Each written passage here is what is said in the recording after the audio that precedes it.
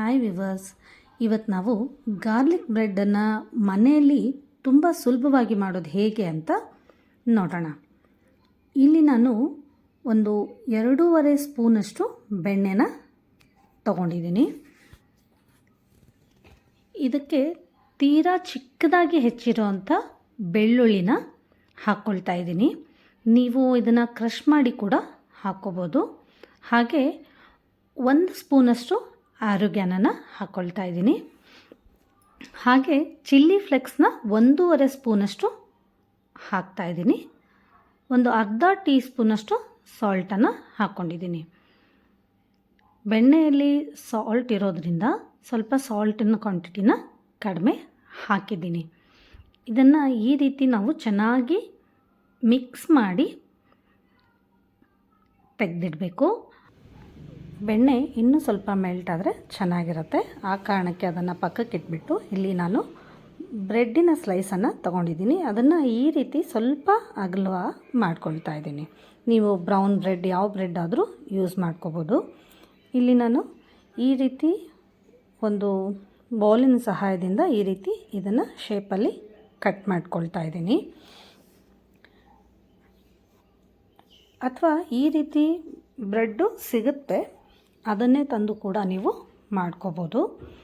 ಈ ರೀತಿ ಕಟ್ ಮಾಡಿರೋ ಸ್ಲೈಸ್ಗೆ ನಾವು ಬೆಣ್ಣೆಯಲ್ಲಿ ಮಿಕ್ಸ್ ಮಾಡಿರೋಂಥ ಈ ಮಸಾಲೆನೆಲ್ಲ ಇದಕ್ಕೆ ಚೆನ್ನಾಗಿ ಸ್ಪ್ರೆಡ್ ಮಾಡ್ಕೋಬೇಕು.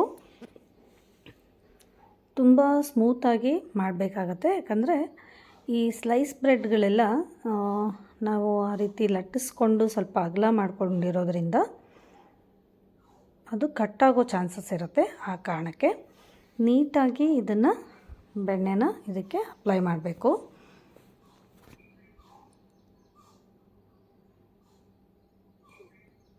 ಕೆಲವೊಬ್ಬರು ಇದಕ್ಕೆ ಸ್ವಲ್ಪ ತರಕಾರಿಗಳನ್ನು ಕೂಡ ಯೂಸ್ ಮಾಡ್ತಾರೆ. ಬಟ್ ತರಕಾರಿಗಳನ್ನ ಹಾಕಿದಾಗ ಆ ತರಕಾರಿ ಫ್ಲೇವರ್ ತುಂಬ ಬಂದುಬಿಡುತ್ತೆ. ಆ ಕಾರಣಕ್ಕೆ ನಾನು ತರಕಾರಿನ ಯೂಸ್ ಮಾಡಿಲ್ಲ. ಇಲ್ಲಿ ನಾನು ಈ ಚೀಸನ್ನು ಬಳಸ್ತಾ ಇದ್ದೀನಿ. ನೀವು ಕ್ರಶ್ಡ್ ಚೀಸ್ ಸಿಗುತ್ತಲ್ವ, ಆ ಥರದ ಚೀಸ್ಗಳನ್ನು ಕೂಡ ಬಳಸ್ಕೋಬೋದು. ಇದನ್ನು ಈ ರೀತಿ ಸ್ವಲ್ಪ ಫೋಲ್ಡ್ ಮಾಡಿಬಿಟ್ಟು ಈ ಎಡ್ಜನ್ನೆಲ್ಲ ಸರಿಯಾಗಿ ಈ ರೀತಿ ಒತ್ತಿ ಇದನ್ನು ಕ್ಲೋಸ್ ಮಾಡಬೇಕಾಗತ್ತೆ. ಇದನ್ನು ಸ್ವಲ್ಪ ನೀಟಾಗಿ ಮಾಡ್ಕೋಬೇಕು. ಸ್ವಲ್ಪ ದಪ್ಪದಾಗಿ ಬ್ರೆಡ್ ಇದ್ದರೆ ಸ್ವಲ್ಪ ಇದರ ಟೇಸ್ಟು ಕಡಿಮೆ ಬರುತ್ತೆ. ಸ್ವಲ್ಪ ಈ ರೀತಿ ತೆಳುವಾಗಿ ಇದ್ದರೆ ಚೀಸು ಮತ್ತು ಗಾರ್ಲಿಕ್ ಫ್ಲೇವರು ತುಂಬ ಚೆನ್ನಾಗಿರುತ್ತೆ. ಇದನ್ನು ಸೆಂಟ್ರಲ್ಲಿ ಸ್ವಲ್ಪ ಸ್ವಲ್ಪನೇ ಈ ರೀತಿ ಕಟ್ ಮಾಡ್ಕೊಳ್ತಾ ಇದ್ದೀನಿ. ನೀವು ನಿಮಗೆ ಕಟ್ ಮಾಡೋಕ್ಕೆ ಇಷ್ಟ ಇಲ್ಲ ಅಂದರೆ ಅದೇ ರೀತಿ ನೀವು ಬೇಯಿಸ್ಕೋಬೋದು. ಬಟ್ ಇಲ್ಲಿ ಕಟ್ ಮಾಡಿದರೆ ತುಂಬ ಚೆನ್ನಾಗಿರುತ್ತೆ ಅನ್ನೋ ಕಾರಣಕ್ಕೆ ನಾನು ಈ ರೀತಿ ಕಟ್ ಮಾಡಿದ್ದೀನಿ. ಇಲ್ಲಿ ಪ್ಯಾನ್ಗೆ ಒಂದು ಸ್ವಲ್ಪ ಬೆಣ್ಣೆನ ಹಾಕಿಬಿಟ್ಟು ನಾನು ಈಗ ಸ್ಟಫ್ ಮಾಡಿ ಇಟ್ಟಂಥ ಈ ಬ್ರೆಡ್ಡನ್ನು ಇದಕ್ಕೆ ಹಾಕಿ ಎರಡೂ ಬದಿಲಿ ಚೆನ್ನಾಗಿ ಇದನ್ನು ಫ್ರೈ ಮಾಡ್ಕೊಳ್ತೀನಿ. ಬೆಣ್ಣೆ ಬದಲು ನೀವು ಎಣ್ಣೆ ಕೂಡ ಬಳಸ್ಕೋಬೋದು. ಬಟ್ ಬೆಣ್ಣೆ ಫ್ಲೇವರ್ ತುಂಬ ಚೆನ್ನಾಗಿರೋ ಕಾರಣಕ್ಕೆ ಇಲ್ಲಿ ನಾನು ಬೆಣ್ಣೆನೇ ಬಳಸಿದ್ದೀನಿ. ಎಣ್ಣೆ ಹಾಕಿದರೆ ಅಷ್ಟೊಂದು ಚೆನ್ನಾಗಿರಲ್ಲ. ನೋಡಿ, ಈ ಕಲರ್ ಬರೋವರೆಗೂ, ಬ್ರೌನಾಗಿ ಬರೋವರೆಗೂ ಇದನ್ನು ಎರಡು ಬದಿಲಿ ಸ್ವಲ್ಪ ಒತ್ತಿಬಿಟ್ಟು ಚೆನ್ನಾಗಿ ಫ್ರೈ ಮಾಡ್ಕೋಬೇಕು.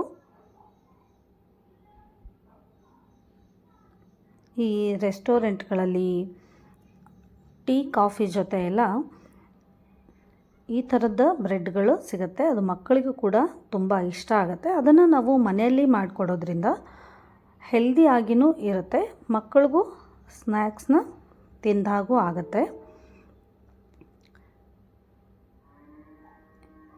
ಒಂದು ಸಾರಿ ನೀವು ಕೂಡ ಮನೆಯಲ್ಲಿ ಈ ಥರ ಮಾಡಿ ನೋಡಿ, ಟೇಸ್ಟು ಹೇಗಾಗಿದೆ ಅನ್ನೋದನ್ನು ಕಮೆಂಟ್ ಮಾಡಿ ತಿಳಿಸಿ. ಇದನ್ನು ನಾನು ಟೊಮೆಟೊ ಕೆಚಪ್ ಜೊತೆ ಸರ್ವ್ ಮಾಡ್ತಾಯಿದ್ದೀನಿ.